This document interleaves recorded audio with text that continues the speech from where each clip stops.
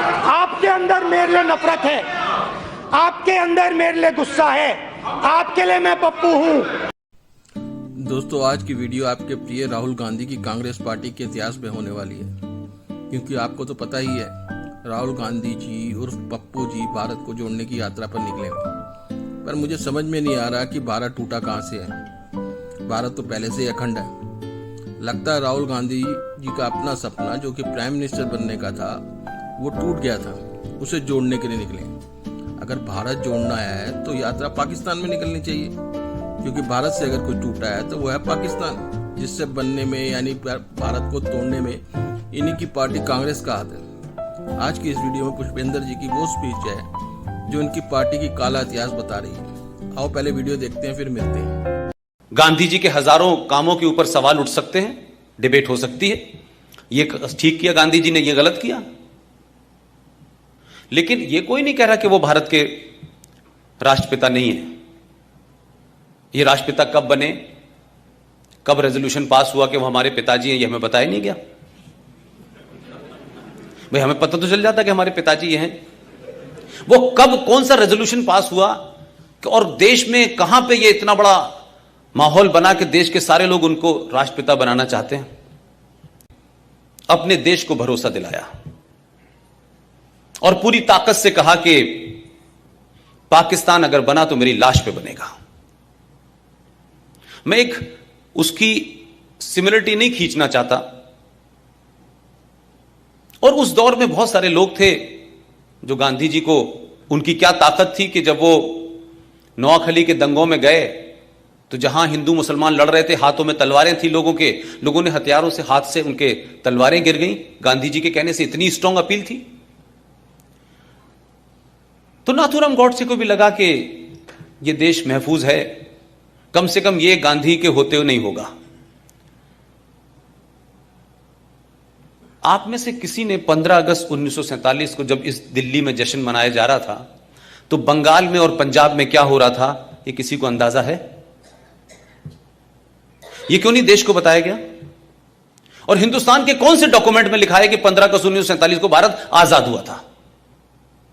कोई डॉक्यूमेंट नहीं सरकार के पास। नेशनल आर्काइव दिल्ली में चले जाएं, उसमें लिखा है 15 अगस्त 1947 को ट्रांसफर ऑफ पावर हुआ है। लेकिन हम गीत गा रहे हैं आजादी के।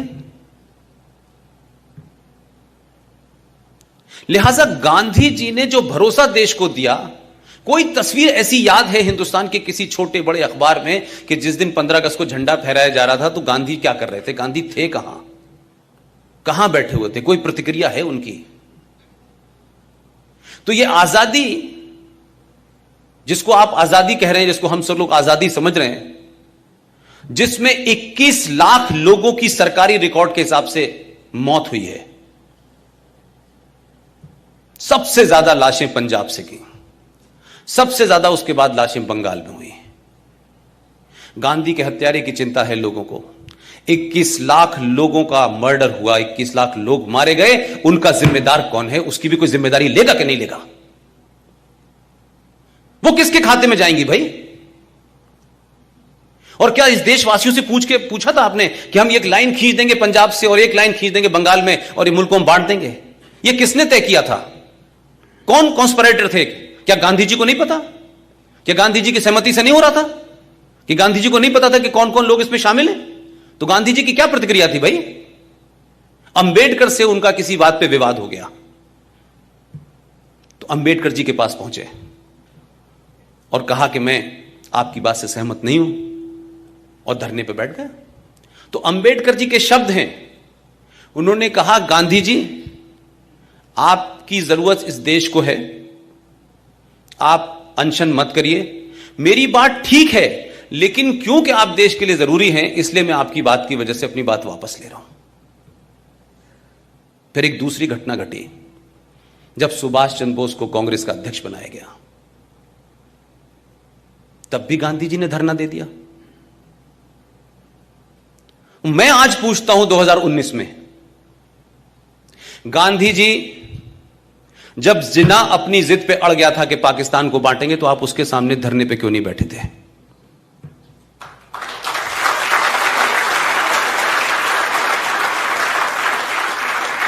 आप धरना देते, कुछ भी करते, ये देश नहीं बंटने देते ना। मैंने कोई एपिसोड नहीं देखा गांधी जी ने जिन्ना से बात की हो कि देश मत बांटो। तो जो आपने रवैया अंबेडकर के साथ किया, सुभाष के साथ किया, वो जिन्ना के सामने क्यों नहीं किया आपने? आप ऐसे अमरण अनशन पे क्यों नहीं बैठे कि नेहरू के ऊपर भी दबाव बन जाता?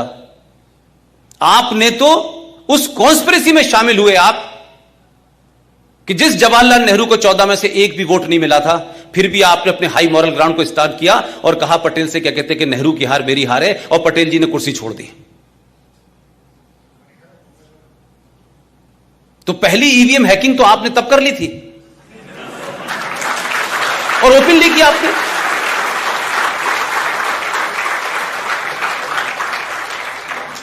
तो हम किसी आदमी को एक देवता की जगह बैठा दें और फिर उससे कहेंगे जो तुम कर रहे हो वो ठीक है, और उस पर सवाल उठाएंगे तो लोग कहेंगे देखिए साहब गांधी जी के बारे में, गांधी जी ऐसे थे। भाई गांधी जी को क्रिएट किया गया, मेरा मानना यह है। अंग्रेजों को कोई पागलपन का दौरा नहीं पड़ा था कि उनके अपना एक अंग्रेज जो कलेक्टर था उसने कहा कि मैं कांग्रेस पार्टी की नींव रखता हूं, A.O. ह्यूम, और तुम हमें मारना और हमें यहां से भगा देना। इतनी सहमति तो मैंने कहीं नहीं देखी आज तक। और मैं कहूं कि पूरी कांग्रेस पार्टी का चरित्र देखें अगर आप, ठीक है कि उसमें बहुत सारे लोग गए, फिर वापस निकल आए, फिर अलग अलग जगह चले गए, लेकिन कांग्रेस पार्टी का पूरा जन्म और कांग्रेस पार्टी की अप्रोच में कुछ लोगों को आप देखें कि जैसे ही इस देश में गरम दल का जैसे ही वो आगे बढ़ता था, तत्काल गांधी जी अनशन, अहिंसा, हम ये नहीं करेंगे, हम वो नहीं करेंगे। जब भी मैंने देखा कि ये ताकतें आगे बढ़ी, गांधी जी खड़े हो गए बीच में आके। और वही ग्रुप जिसे मैं चंडाल चौकड़ी कहता हूं, वही उनके साथ थी। सुभाष बाबू के मामले में गांधी जी ने अनशन किया था, वीर सावरकर के लिए अनशन किया था। तो जो लोग दिल्ली में थे और दिल्ली में सुबह सुबह लिखते थे लेटर टू डॉटर मॉर्निंग, दोपहर में भी लिखते थे, शाम में भी लिखते थे। अंग्रेज पूछता था ब्रेकफास्ट में क्या लेंगे और फिर खाने में क्या खाएंगे। ऐसी जेल अल्लाह करे पूरे देश को दे दे। और एक आदमी, हजारों लाखों लोग अंडमान से लेकर सब जगह थे, उनकी कहीं इस देश में जिक्र नहीं है। तो हम ये माने कि जो हमने नींव रखी है इस भारत की, ये एक बार ढह जाए तभी ठीक है, ये बगैर ढहे नहीं हो सकती।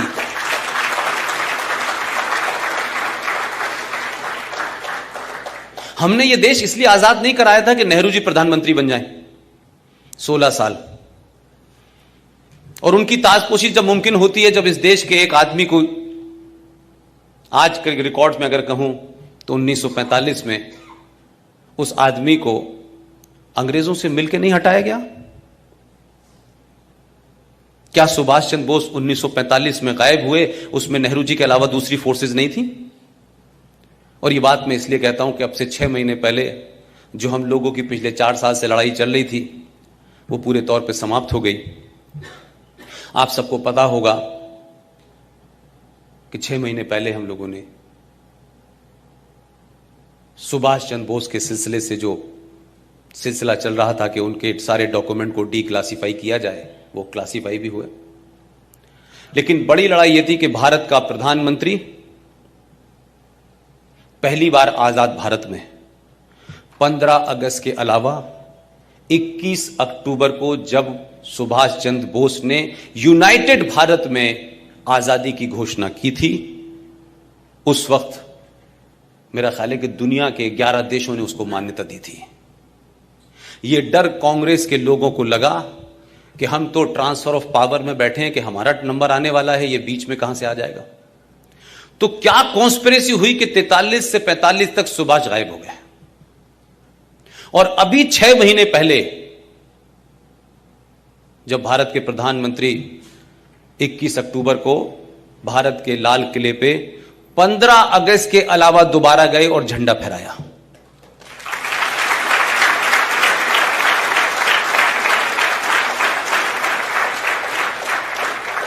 नरेटिव को बदलने में समय लगेगा।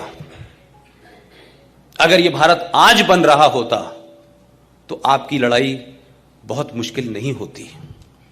समस्या यह है कि हमारे घर में हमारे ही बच्चे, हमारे ही जनरेशन के लोग पिछले 70 साल से जो उनको इंजेक्ट किया गया है इतिहास के नाम पे, उनके अंदर से उसको हटा करके उसको गलत साबित करके जो सही बात है वहां तक पहुंचने में एक लंबा समय लगेगा। इसलिए यह लड़ाई ज्यादा लंबी है।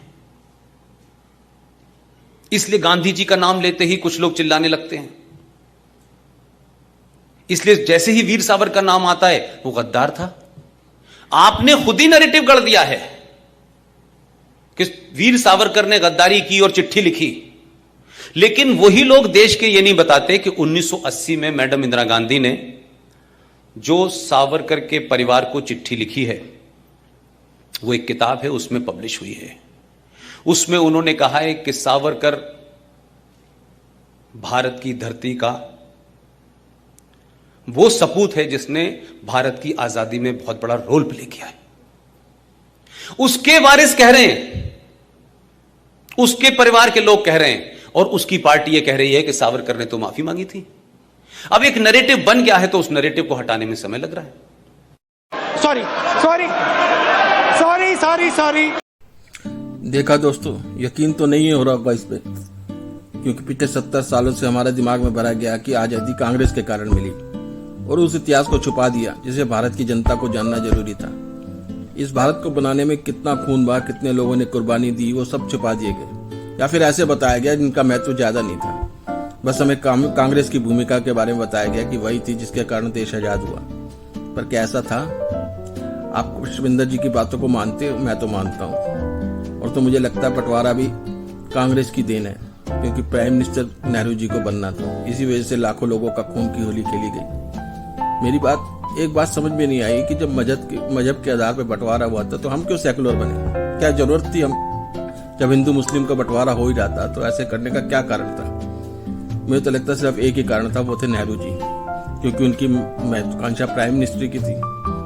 और अगर हम सेकुलर नहीं होते, हिंदू राष्ट्र होते, तो नेहरू जी को भी पाकिस्तान जाना पड़ता, क्योंकि आखिर में वो भी मुस्लिम थे।